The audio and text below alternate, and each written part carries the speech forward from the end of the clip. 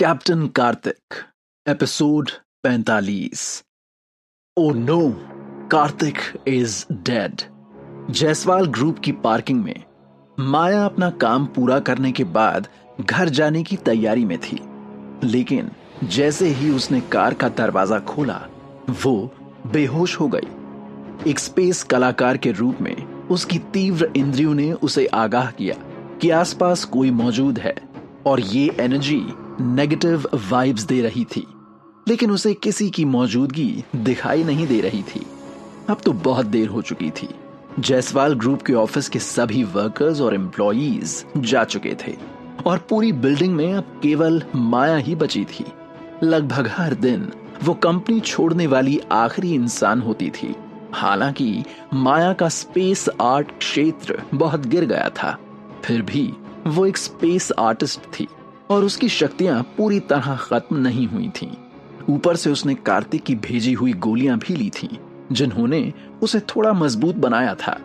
उसने तुरंत अपनी हथेली खोली और अपनी आत्मा की सारी एनर्जी इकट्ठी की और उस एनर्जी की गोली बनाकर उसने एक दिशा में उस एनर्जी की गोली को फेंका।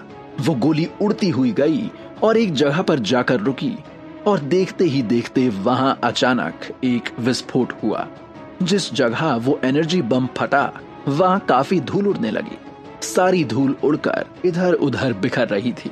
धूल तितर बितर होने के बाद धूल में ढकी दो आकृतियां एक कोने से बाहर निकली और माया के सामने खड़ी होकर उसे घूरने लगी। ओह, तो ये तुम हो?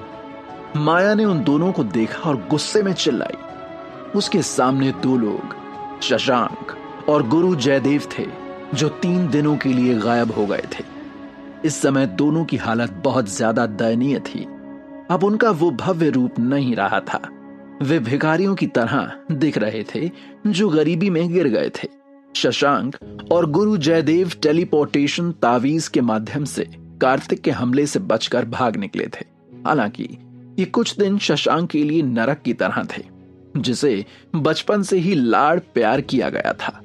और गुरु जयदेव, जिन्हें बब्बर परिवार के पूर्वज के रूप में माना जाता था, वो दोनों ऐसे लावारिसों की तरह दर बदर भटकने पर मजबूर हो गए थे। मिकी, क्या तुम्हें मेरी याद नहीं आती? शशांक ने अपना हाथ खोला और माया की तरफ करते हुए मुस्कुराते हुए पूछा। माया ने शशांक के हाथ का सहारा नहीं लिया। वो खुद ही लड़खड़ाते हुए धीरे से उठकर खड़ी हुई और सावधानी से उसने एक कदम पीछे हटते हुए कहा, तुम अभी भी जिंदा हो? शशांक की अभिव्यक्ति अतुलनीय रूप से उदास थी और उसने ठंडे स्वर में कहा, हां, मैं जिंदा हूं। लेकिन ये कैसा सवाल हुआ? क्या है ये सब, मिकी? क्या तुम नहीं चाहती कि मैं जिंदा रहूं? मैंने पिछले 3 सालों में तुम्हारे लिए बहुत कुछ किया है। मैंने तुम्हारे उन लालची मॉम डैड को भी बहुत सारे लाभ दिए हैं, लेकिन बदले में मुझे हमेशा से तुम्हारा ठंडा रवैया ही मिला है। अब मेरे पास कुछ नहीं बचा है, इसलिए मैं चाहता हूं कि तुम मुझसे शादी करके मेरी वाइफ बनो। शशांक की आंखें लाल थीं। जाहिर तौर पर वो अपना दिमागी संतुलन खो चुका था और पागल हो चुका था। उसके अंदर गुस्सा, जुनून और हवस तीनों साफ झलक रहे थे। माया ने मदद के लिए जल्दी से अपना फोन निकाला। वो जानती थी कि शशांक और गुरु जयदेव, जो उसके साथ थे, उनके साथ डील करना उसके अकेले के लिए आसान नहीं था। शशांक अब बिल्कुल भी सामान्य नहीं था। उसे देखकर ही समझ आ रहा था कि माया ने उसकी बात नहीं मानी तो वो सच में उसके साथ कुछ भी कर सकता है और किसी भी हद तक गिर सकता है। शशांक ने माया को फोन निकालते देखा और वो समझ गया कि माया किसी से मदद मांगने की कोशिश कर रही है, लेकिन वो चुप रहा और उसने उसे मदद मांगने की कोशिश करने से नहीं रोका। कोई फर्क नहीं पड़ता, वो आज माया को किसी भी तरह अपने साथ ले जाएगा, उसे अपना बनाएगा और उसके साथ बलात्कार करेगा। माया के सामने अचानक एक काली छाया दिखाई दी और उसने अपना फोन जमीन पर गिरा दिया। उसका फोन टूट गया। उसके हाथ बुरी तरह से कांप रहे थे। हालांकि उसके फोन टूटने से ठीक पहले उसने एक मैसेज भेज दिया था। ये तो सच में बहुत सुंदर है। जितना सुना था उससे कहीं ज्यादा। इसका गोरा बदन तो देखो, मदहोश कर देने वाला है। शशांक, मैं पहले उसका बलात्कार करूंगा। अगर तुझे अपनी जिंदगी प्यारी है तो मेरी बात सुन और वैसा ही कर जैसा मैं कह रहा हूं। शशांक ने जयदेव की बात सुनी और एकदम से पीछे हट गया। वो जानता था कि इस वक्त सिर्फ जयदेव ही है जो उसे सुरक्षित रख सकता है, इसलिए वो उसकी बात ना मानने की कोशिश भी नहीं करना चाहता था।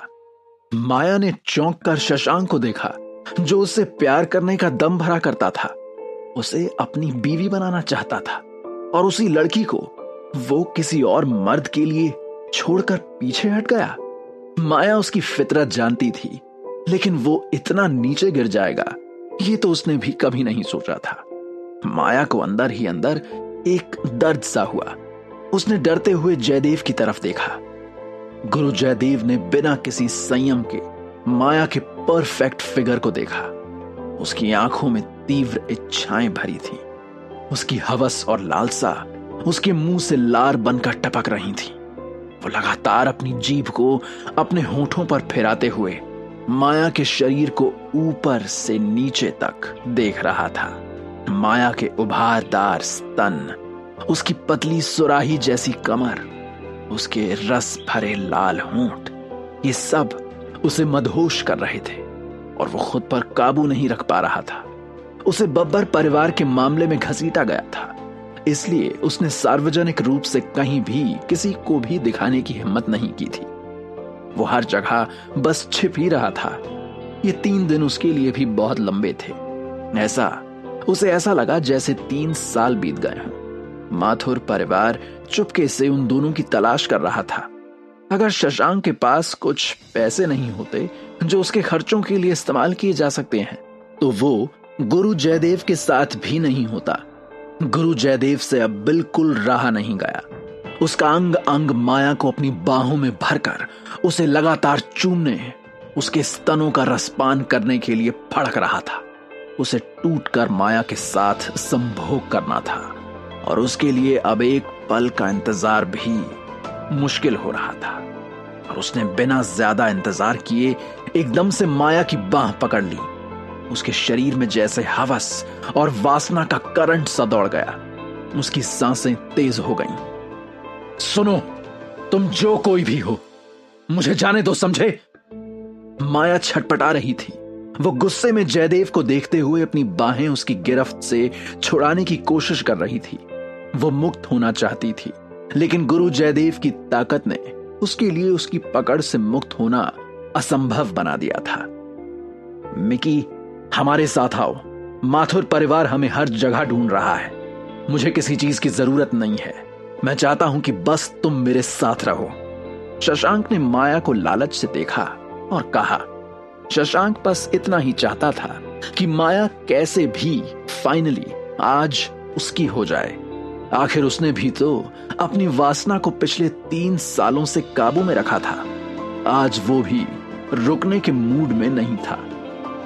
मुझे जाने दो, नहीं तो माथुर परिवार के लोग तुमसे बदला जरूर लेंगे। और शायद तुम लोग नहीं जानते तो ये खबर भी मैं तुम्हें बता दूं कि कार्तिक लौट आया है और माथुर परिवार के साथ उसका रिश्ता बिल्कुल सामान्य नहीं है।